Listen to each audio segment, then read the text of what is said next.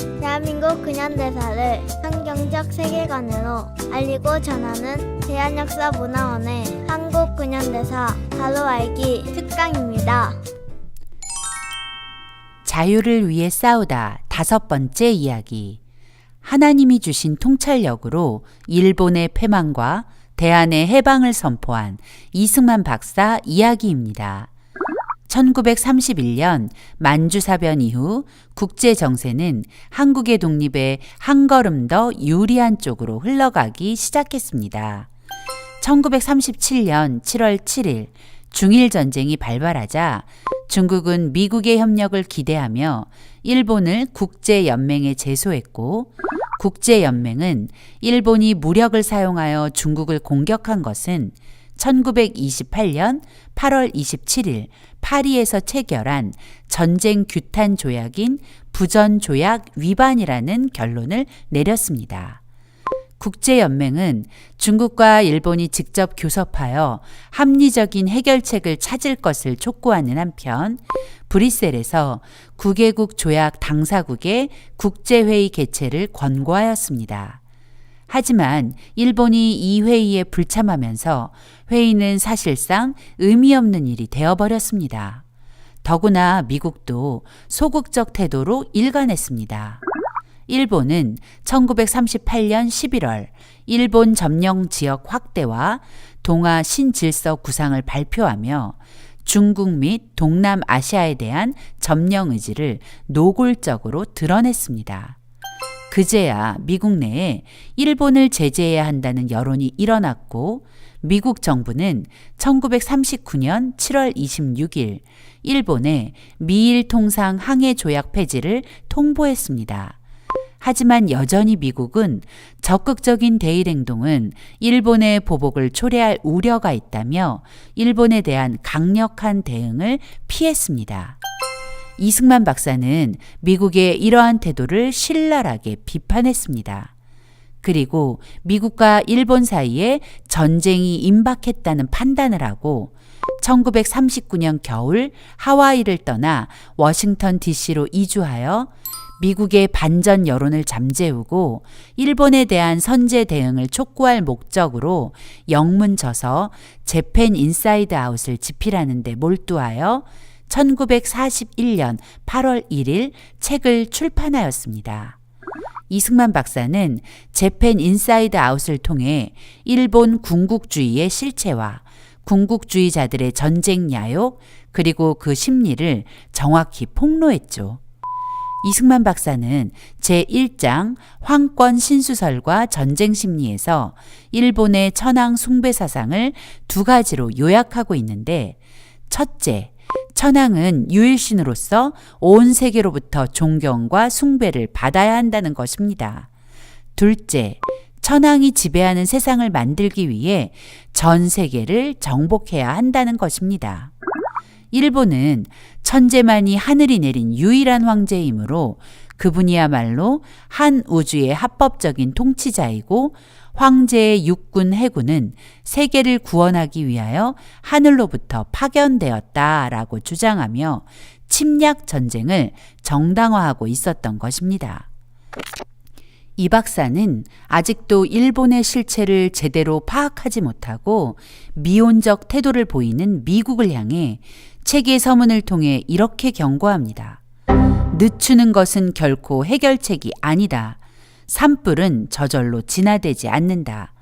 타오르는 산불은 점점 가까이 다가오고 있다.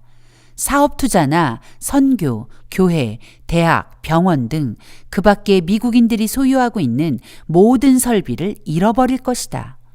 이 책이 미국에서 출판되었을 때 반응은 아주 냉담했습니다. 오히려 이승만 박사에게 전쟁 도발을 부추기는 망발이라는 비난이 쏟아졌죠.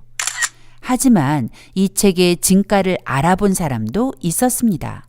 바로 노벨 문학상 수상자 소설 대지의 작가 펄벅 여사입니다. 펄벅은 아시아라는 잡지에 재팬 인사이드 아웃은 무서운 진실을 담은 책이라고 말하며 이승만 박사의 통찰력에 감탄하여 다음과 같은 서평을 남겼습니다. 나는 이 박사가 미국 사람들이 거의 알지 못하고 있는 사실, 즉 미국이 1905년에 조미수호 통상조약을 수치스럽게도 파기했고 그로 인하여 일본이 한국을 집어삼키도록 허용했다고 말해준 것을 기쁘게 생각한다.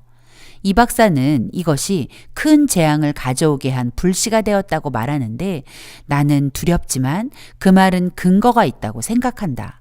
만주사변 이전에도 그것은 무자비한 영토 쟁탈전을 시작하도록 했는데 그것은 역사상 우리 세대를 인류에 대해 불명예를 저지른 세대로 낙인 찍게 만들 것이다. 미국 사람들은 마땅히 이 사실을 알고 있어야 한다. 왜냐하면 만약 이것을 알고 있었다면 이러한 사태가 일어나기를 바랄 사람은 거의 없었을 것이라고 나는 믿기 때문이다. 이것은 한 나라의 국민들 대부분이 모르고 있는 외교에서의 사악함을 증명하는 또 하나의 증거이다. 이 책에 나오는 대부분의 사실들은 익히 알려진 것들이지만 이 박사는 그것들을 한국인으로서 새로운 관점에서 제시하고 있다. 이 책이 중요한 이유는 여기에 있다. 자기 민족의 우월성을 종교적으로 신봉하고 있고 인류에 대한 신의 사명을 믿고 있는 일본인들의 위험천만한 정신세계를 그는 명쾌하게 밝히고 또 강조하고 있다. 그는 미국인들에 대한 일본인들의 태도를 설명하고 나아가 미국인들에게 진실하고 뜨거운 마음으로부터의 경고를 하고 있다.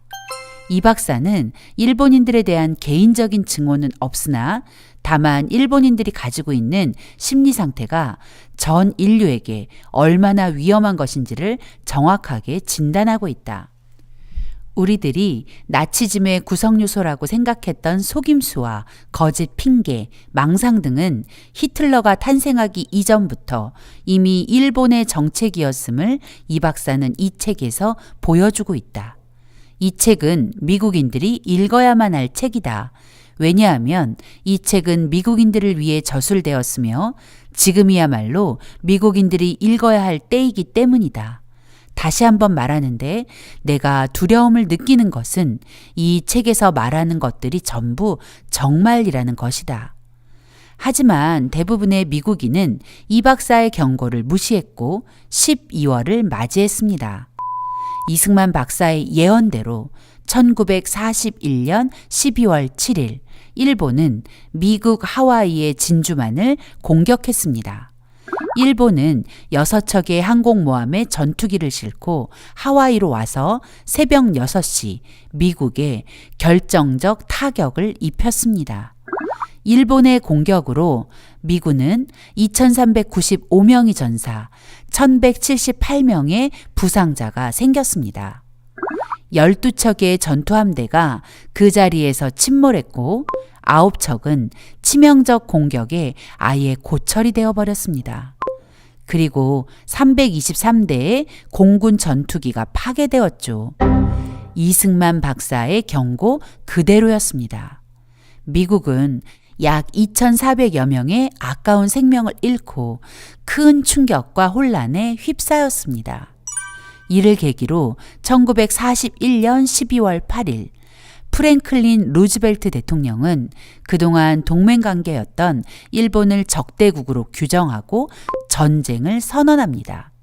루즈벨트의 전쟁 선언으로 1905년 가스라 테프트 밀약 이후 적어도 35년 동안 동맹관계였던 미국과 일본은 하루아침에 적대관계가 되면서 수많은 미국의 청년들을 사지로 몰아간 태평양 전쟁이 시작되었습니다. 일본의 진주만 공습 이후 이승만 박사의 재팬 인사이드 아웃은 베스트셀러가 되었습니다. 책에 대한 관심이 높아지면서 미국에는 이승만이라는 사람이 어디에서 온 사람인지 그리고 이 책에서 말하는 코리아가 어떤 나라인지에 대한 궁금증이 일기 시작했습니다. 그리고 한국을 일본의 한 부분이 아닌 독립된 나라로 인지하게 되었죠. 그로 인해 1942년 12월 미국은 적성국가 외국인 명단에서 한국인을 제외시켰습니다. 적성국가란 적으로 간주될 수 있거나 전쟁 법규상 공격, 파괴, 포획 따위의 가해 행위를 할 수 있는 범위에 드는 국가를 말하는데 일본의 식민지였던 한국을 일본과 분리하여 이 명단에서 제외했다는 것은 한국이 독립된 국가라는 것을 인정한 것이죠. 이승만 박사는 책의 결론에 일본의 패망을 선언하며 한국의 미래를 예언하듯 이렇게 말합니다. 분명히 단언하건대 우리가 감히 예상하고 또 바라는 것보다 더 일찍 세계의 자유민주주의의 세력이 일본인들을 그들의 섬나라에 다시 잡아 넣을 것이며 평화는 다시 찾아올 것이다. 그때에 우리 한국은 전 세계의 자유국가들과 어깨를 나란히 하게 되고 또다시 고요한 아침의 나라로 세계 앞에 당당히 서게 될 것이다. 당시로서는 허황된 꿈과 같은 이야기였지만 재팬 인사이드 아웃은 그 일을 현실로 만들어가고 있었습니다.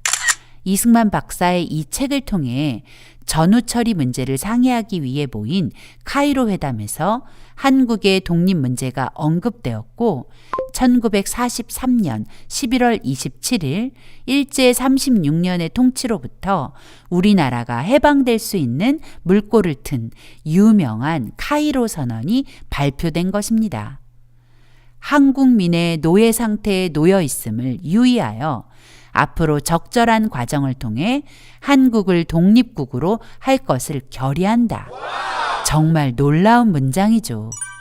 결국 카이로 선언은 1945년 7월 26일 일본에 대해 무조건적인 항복을 요구하는 포츠담 회담으로 이어졌고 포츠담 회담은 1945년 8월 15일 일본의 패망으로 이어졌습니다.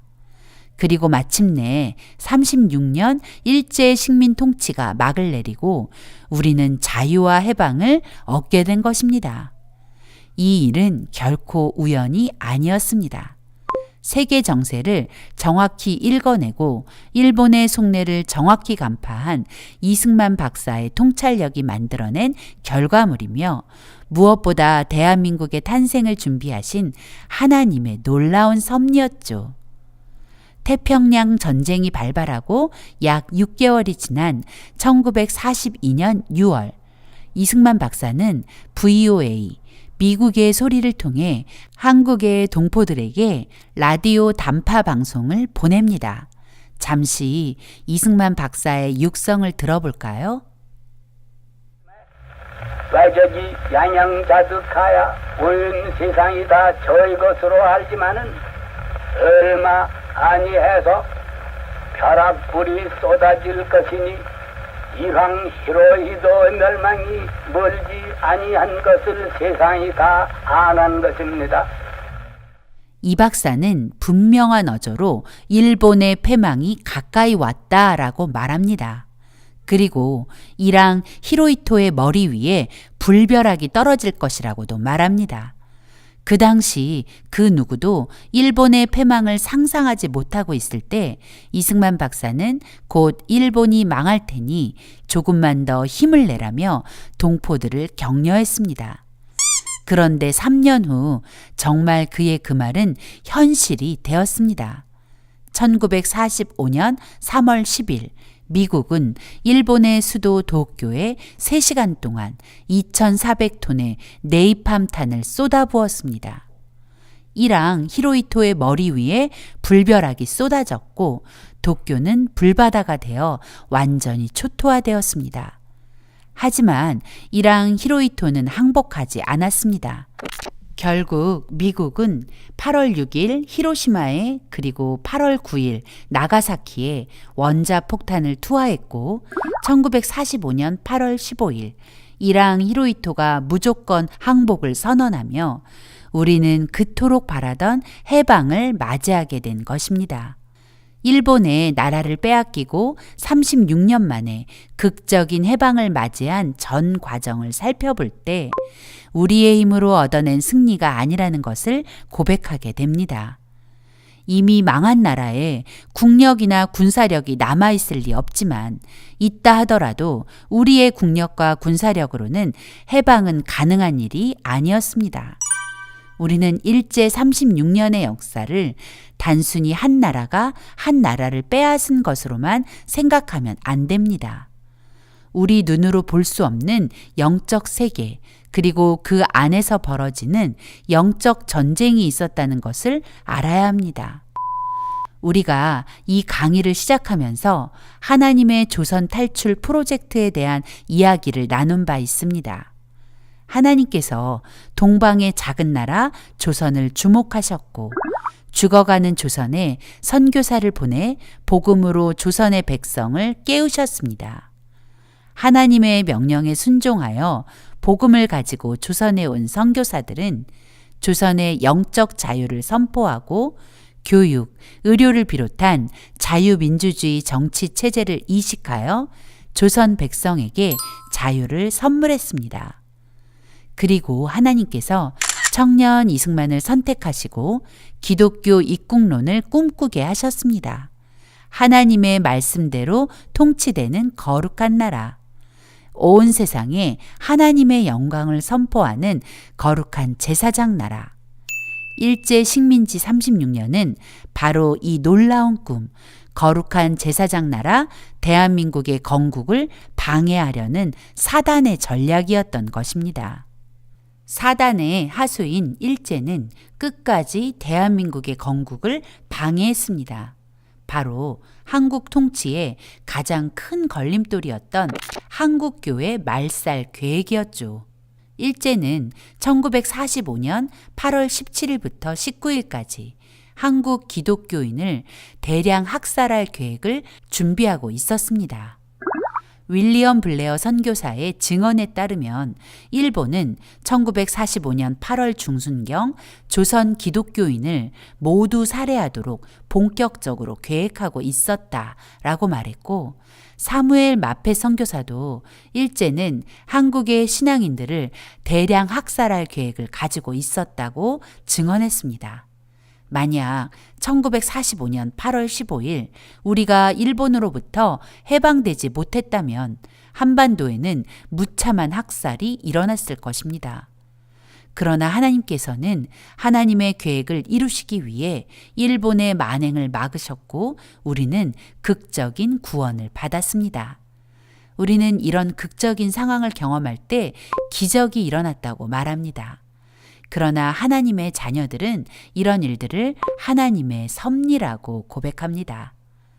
하나님께서는 이 모든 일을 혼자 하시지 않았습니다. 자유를 위해 부름받은 사람 이승만을 부르셨고 그에게 통찰력을 허락하셨습니다. 이승만 박사는 하나님을 의지하여 놀라운 통찰력으로 기적 같은 해방을 주도한 탁월한 지도자였습니다. 캄보디아의 전 국왕 시아누크는 김일성과 친밀한 독재자였음에도 불구하고 이승만 박사에 대해 다음과 같은 찬사를 아끼지 않았습니다. 이승만은 전후 신생 독립국가의 지도자 중 급이 다른 사람이다. 많은 지도자가 무장투쟁을 통하여 독립을 쟁취하려고 하는데 이승만은 외교를 통하여, 즉 세계 정세의 흐름을 이용하여 대한민국을 세웠다. 그는 수준이 다른 인물이었고 아시아를 대표하는 반공 지도자였다. 오늘날 대한민국의 발전은 이승만 덕분이다. 세브란스 병원을 세운 올리버 에비슨 선교사도 이승만이야말로 과거에도 위대했고 지금도 위대한 인물이다. 그는 한국이 배출한 세계적 위인 중 하나이다 라고 인정했습니다. 그렇습니다. 이승만 박사는 급이 다른 사람이었습니다. 이런 사람이 대한민국의 건국 대통령이라는 것이 자랑스럽습니다. 많은 나라의 지도자가 시행착오 속에서 헤맬 때 우리에게는 선지자적 통찰력을 가진 지도자가 있었고 그 지도자 이승만을 통해 하나님께서는 오늘의 대한민국의 번영과 풍요를 누릴 기초를 다지게 하셨습니다. 우리가 이 특강을 통해 이승만의 행적을 따라가는 이유는 이승만을 통해 일하신 하나님의 놀라운 역사를 알기 위해서입니다. 시편 43편 3절을 읽으며 오늘의 이야기를 마무리하려고 합니다. 그들이 자기 칼로 땅을 얻어 차지함이 아니요 그들의 팔이 그들을 구원함도 아니라 오직 주의 오른손과 주의 팔과 주의 얼굴의 빛으로 하셨으니 주께서 그들을 기뻐하신 까닭이니이다. 아멘. 네, 맞습니다. 우리 민족이 일제로부터 해방된 것은 사람의 능력으로 된 것이 아닙니다. 이승만 박사 한 사람의 능력도 아닙니다. 오직 하나님이 하신 일입니다. 그러나 하나님은 혼자 일하지 않습니다. 하나님이 선택한 사람과 함께 하십니다. 하나님은 사람을 부르시고 그 사람에게 하나님의 뜻을 알려주십니다. 그리고 부름받은 그 사람은 하나님께 순종하기만 하면 됩니다. 이제 대한민국은 하나님의 말씀대로 통치되는 위대한 나라, 자유와 평등이 지배하는 나라, 자유의 복음을 전하는 나라의 사명을 다시 회복해야 합니다. 그리고 하나님이 주신 이 풍요와 축복의 목적을 다시 깨닫고 복음으로 북한의 문을 열고 북한의 형제 자매들을 자유케 하고 더 나아가 땅 끝까지 복음을 전해야 합니다. 그 사명을 감당하기 위해 하나님이 행하신 놀라운 일들을 알아야 하고 하나님의 놀라운 섭리를 알리는 사명의 사람이 되어야겠습니다.